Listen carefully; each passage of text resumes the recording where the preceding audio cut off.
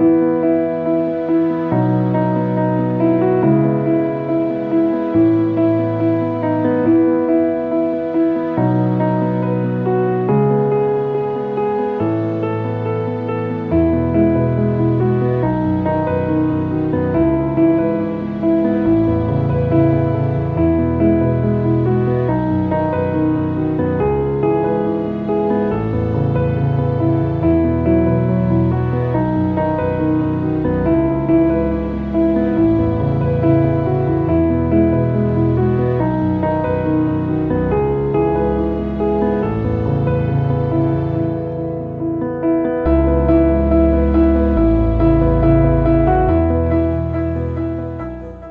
ever felt like you're carrying the weight of worship alone, whether you're flagging in a solo worship session or trying to express your heart before God in a church setting? Community plays a huge role in fueling resilience in our worship. Today, we're diving deep into how, what, and why building community is essential to becoming a resilient worshiper, especially when it comes to using worship flags as a powerful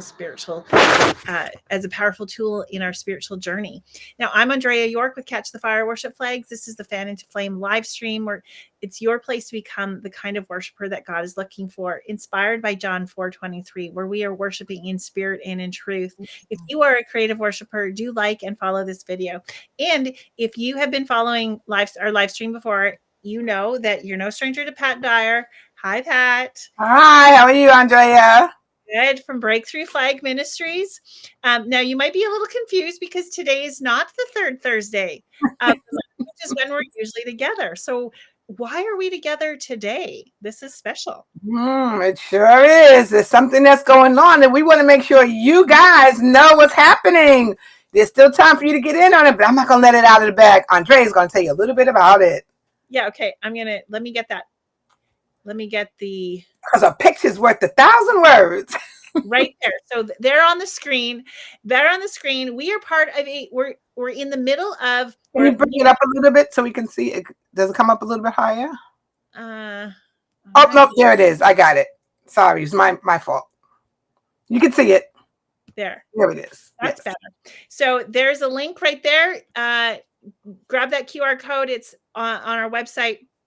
This is the link for you to join our Resilient Worshiper Challenge that this is our fourth day of a 5-day challenge, 5-week of how to become a resilient worshiper. And I want to give you a little sneak peek of what you're missing. You can still get in for tomorrow. Make sure that you'll get a daily email and you will get a live stream in our Facebook group daily. I want to show you just a little bit of what you are missing in our group. So this group has been so active. Talk about building community. Yes. This is exactly what we're talking about. Lots of posts, lots of vulnerability, lots of beautiful pictures and videos of people using their flags. Comment. There's challenge winners, right? Challenge winners, yay! Our live streams. That was from yesterday.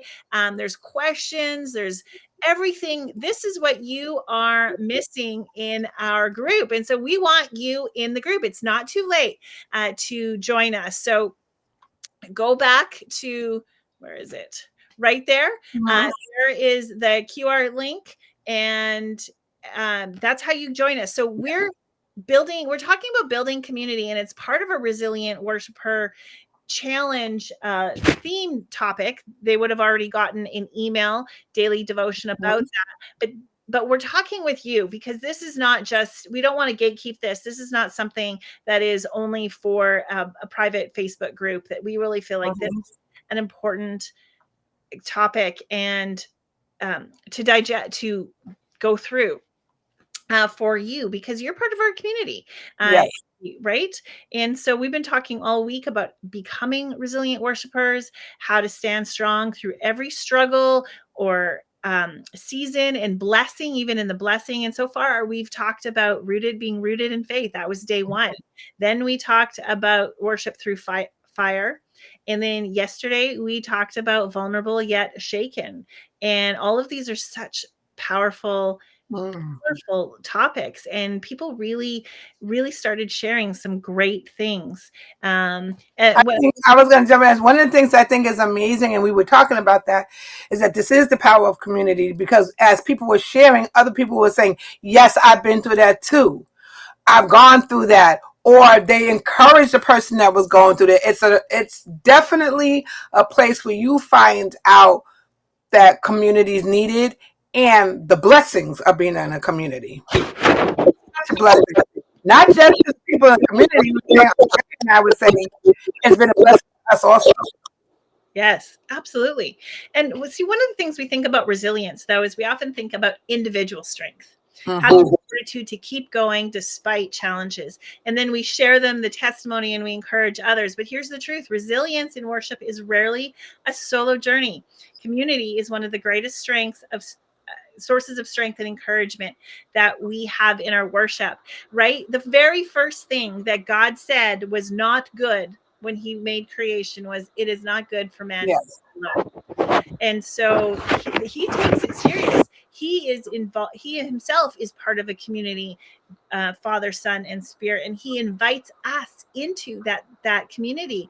And Mm-hmm. Jesus didn't intend for us to do life alone. He really intended for that we would. He prayed. The one thing that He prayed for the followers was that we would be have unity, just like He had unity. Mm-hmm. Not designed to do life alone, which is why I'm so grateful for you, my friend. Oh, thank you. Me too. You know, there's a saying, what I can't do alone, we can do together. And we have been so blessed that when I was having a down moment, you were able to carry us through. And then when you were having something going on, it was my turn to carry you through. And that's what community does. But they say it takes a village. They say it takes a village to raise a child, but I just think it takes a village in order to survive. To that. And it's so true. Like in 2 weeks, we've gone through the ups and the downs, and holding each other up. Usually, it's not always that fast, but that's what community is having the people around you that know what we're doing, what's happening in your life, and you and we have this kinship, even though we've never met in person, and but we have this a heart of worship for worship, but also a heart um, Yes. to serve worshipers. Right, this is one of the ways that we do it. So, for worshipers, building a community around us means that we get to share in the joy, Yes. presence, lift one another up when we're weary.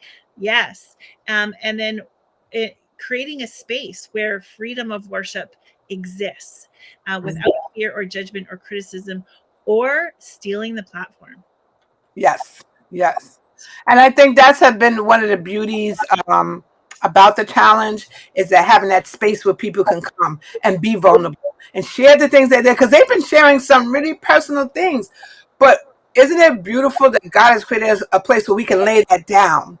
We don't have to do it ourselves. Just like you said, God said a man should not be alone. And in this group, it is you can see the blessing of having people around you. It's been amazing.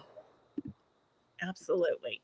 Yeah. So if you're flagging or involved in prophetic worship, you know how important it is to have others who understand and support what you're doing. Mm-hmm.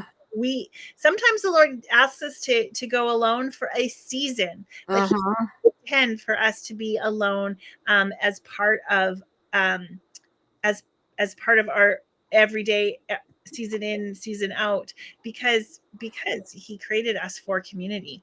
He wants, Mm-hmm. and what we're doing with others is it creates a really powerful corporate anointing that strengthens each individual's worship. Right? Yes. I mean, I worship. I have some of the best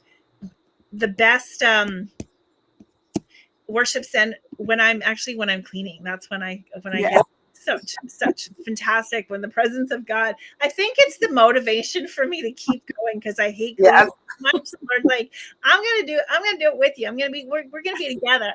And I'm telling you, those are like fantastic moments of worship where I am like a personal worship, but nothing beats us being together in Mm-hmm. corporate worship, where everyone, I call it pulling on heaven. Yes. We're all, when hungry hearts are just like yearning for the Lord, and it inspires us. It keeps us going. And there's just like, I just imagine um, God's like his idea of like he hears all of the children like me, you know, like who wants more of my presents? Me. And like, and he's like, he's so overjoyed that we are desire, we're of the same mind. Like, don't you love it when your kids are not Yep. fighting? And I thought about that. I think about like if you have two little ones or grandchildren, what happens when you walk into the room? When they see your presence or feel your presence, they do exactly what you just said. They run to you. They run to you and they hug you. They love on you. You love on them, and that's exactly what you were talking about. Like what God does with us. Like like you saying me.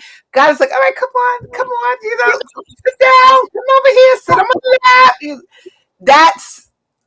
That's an amazing feeling when we can go into His presence in a childlike manner, grow this and experience. Oh, I'm getting the love of the Father. Mm. Because sometimes I know for me, I remember one time I was doing this project and they was like, well, how do you see God? And I was like, God's my redeemer. He's my Lord. He's my savior. And then I saw a father. I said, now I know that, but I didn't equate him a lot of times with being my father. And he said, well, if you think that the father that you had on earth was good, girl, get to know me as your father. And so that's one of the things that I think helps us through those weak times is because sometimes we just need our daddy. Sometimes we just need our daddy. A girl needs a daddy every once in a while. When we get to do it together, this is Yes. the third. Now you have a community group, Yes. and of worshipers, for Mm-hmm. worshipers by a worshiper, which is great. This is the third challenge that Catch the Fire Worship Flags has run, and the community is hands down always what people say they appreciate the most. Um, Mm-hmm. what it is, it's there's encouragement in the journey, right? That's Yes. when you're in a community, you're encouraged to keep going even when it's difficult. Because when we see, and we've been hearing and reading um, posts of what people are going through, there's encouragement.